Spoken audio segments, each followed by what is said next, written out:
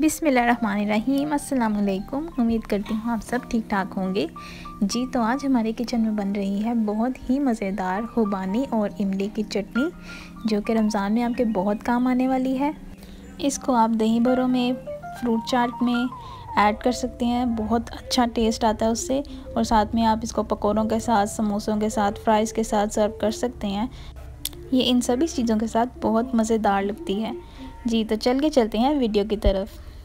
यहाँ पर मैंने आधा पाव खुबानियाँ ली हैं और उनको 2 घंटे के लिए पानी में भिगोकर रख दिया है। आधा पाव यहाँ पर मैंने इमली ली है और उसको भी 2 घंटे के लिए पानी में भिगोकर रख दिया था।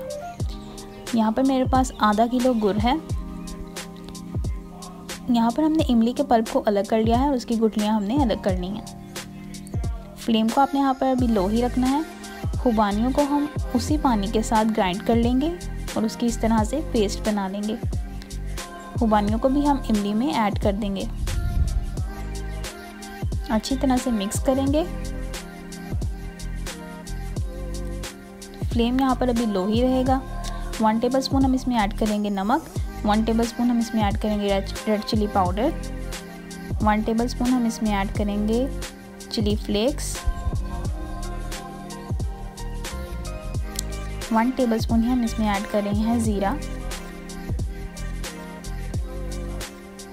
और 1 टेबलस्पून हम इसमें ऐड कर रहे हैं गरम मसाला, और 1 टेबलस्पून ही हम इसमें ऐड कर रहे हैं काला नमक। सभी इंग्रेडिएंट्स को अच्छी तरह से मिक्स कर लेंगे।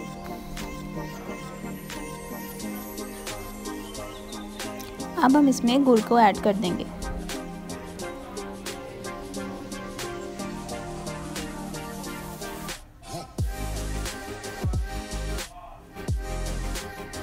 अगेन अच्छी तरह से मिक्स कर लेंगे।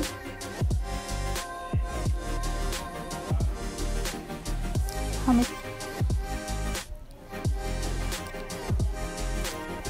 यहाँ पर हम इसमें ऐड कर रहे हैं 2 चुटकी अजवाइन,